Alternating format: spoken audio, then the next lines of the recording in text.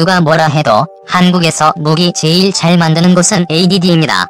국산 무기 개발의 역사와 전통, 성과 모두 ADD 차지입니다. 500km 안팎 사거리의 장거리 공대지 미사일은 한국에서는 ADD는 정도 돼야 넘볼 수 있는 무기입니다. 하지만 방사청은 장거리 공대지 미사일을 과감하게 비첨단 일반 무기로 분류하고 민간 방산 기업에게 연구 개발 주관을 맡기기로 했습니다. 어떤 업체가 어떤 방식으로 개발할지는 정해지지 않았지만 LIG넥스1 아니면 주식회사 한화가 주관업체로 선정될 전망입니다. 전투기 개발업체라고 해서 한국항공우주산업 가이도 새롭게 선수로 나설 것으로 보입니다.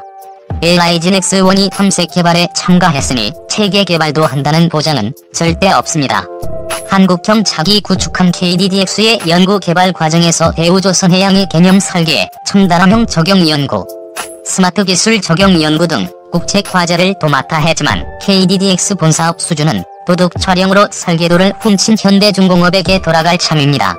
AESA 레이더도 LIG넥스1이 10년 이상 개발했는데 한화 시스템이 덜컥 낚아채 주인이 됐습니다. 기술, 노하우보다 중요한 것이 허다한 데가 이 동네입니다. ADD는 체계 개발 불참을 적극 고려하고 있는 것으로 알려졌습니다.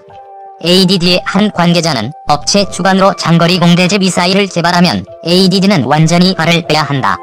개발 권한과 책임을 모두 가져가라는 의사를 방사청에 전달했다고 말했습니다. 그는 또 국가연구소인 ADD가 개발하면 이윤을 따지지 않아 개발 비용이 줄어든다. 민간 업체가 주관 개발했을 때 눈덩이처럼 불어나는 비용을 누가 감당할 것인가라고 꼬집었습니다. ADD 입장에서야 장거리 공대지 미사일 개발 주관 자격을 잃었을 때 개발의 주도권을 잃은 채 참여할 이유가 없습니다.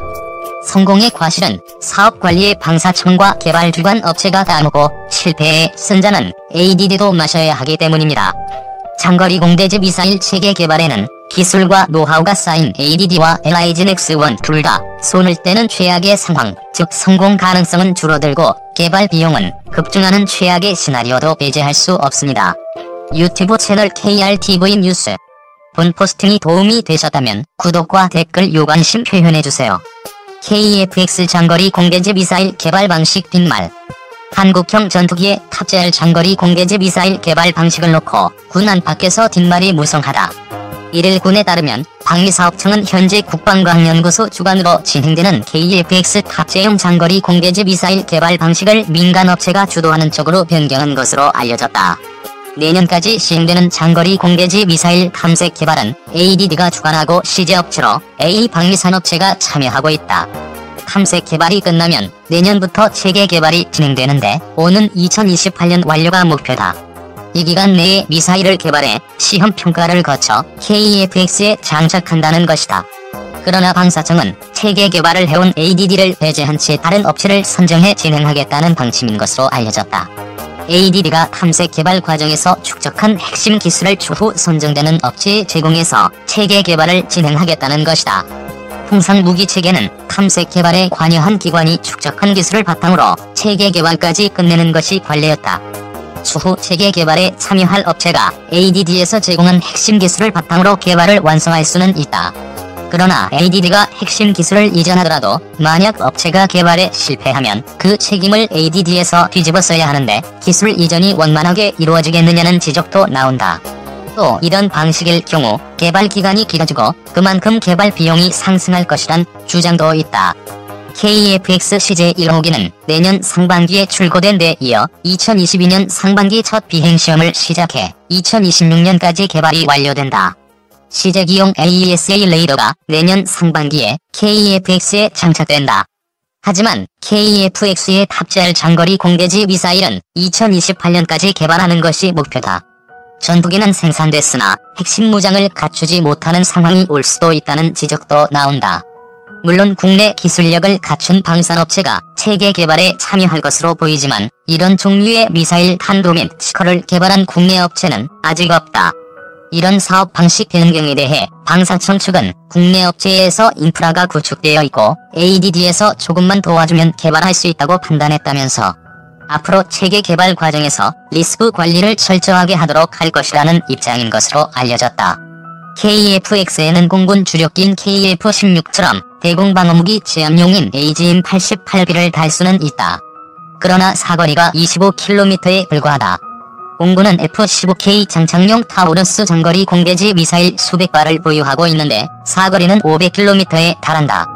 ADD는 한국형 타우러스를 국내 독자 개발한다는 계획을 수립했다. 8천억 원을 투입해 200발을 양산하는 것을 목표로 세웠다. 한국형 타우러스를 국내 개발하면 수입 및 운용 비용을 줄이고 동북아에서 비대칭 무기로 상징성을 갖춘다는 판단에서다. 정부도 KF-X가 양산되면 장거리 공대지 미사일을 패키지로 해서 수출한다는 전략인 것으로 알려졌다. 정부 관계자는 KF-X에 관심이 많은 국가가 장거리 타격 미사일을 함께 원한다고 전했다. 유튜브 채널 KRTV 뉴스. 본 포스팅이 도움이 되셨다면 구독과 댓글 요관심 표현해주세요. 왜 장거리 공대지인가? 우리 군은 F-15K용 장거리 공대지 미사일 타우러스 수백 발을 보유하고 있습니다. 사거리 500km를 관성항법, 위성항법, 시흥참조항법 등을 이용해 낮게 정확히 날아가 목표물을 때립니다. 강화 콘크리트를 6m 뚫고 들어간 뒤 터지는 첨단 관통 탄두가 장착됐습니다. 전투기의 비행거리까지 더하면 타우러스의 유효 공격 범위는 배가 됩니다. 그래서 장거리 공대지 미사일은 위력적인 겁니다. 중국, 일본, 북한 모두 장거리 공대지 미사일이 없습니다. 일본은 최대 사거리 900km인 미국제 제점 도입을 추진하고 있습니다. 장거리 공대지 미사일은 사실상 동북아의 비대칭 무기입니다. 개발로 치면 장거리 공대지 미사일을 독자 개발할 정도로 배포 큰 나라는 미국 정도입니다. 프랑스, 영국, 독일도 공동 개발합니다. 중국이 장거리 공대지 미사일을 보유하지 못하는 건 독자 개발의 어려움을 상징적으로 보여주는 장면이기도 합니다. KF-X의 핵심 무장으로 KF-X의 성패를 가를 미사일입니다. 똘똘한 무장 없는 전투기는 빈 껍데기나 다름없어 전력화, 수출 모두 어렵게 됩니다. 크기와 사거리를 줄인 FA-50용 공대지 무장 개발도 장거리 공대지 미사일과 연계된 같은 운명입니다. 그래서 장거리 공대지 미사일 개발은 KF-X의 전력화, FA-50과 KF-X의 수출과 직결되는 겁니다. 장거리 공대지 미사일이 이렇게 중요한데 개발 계획이 산으로 가는 분위기입니다.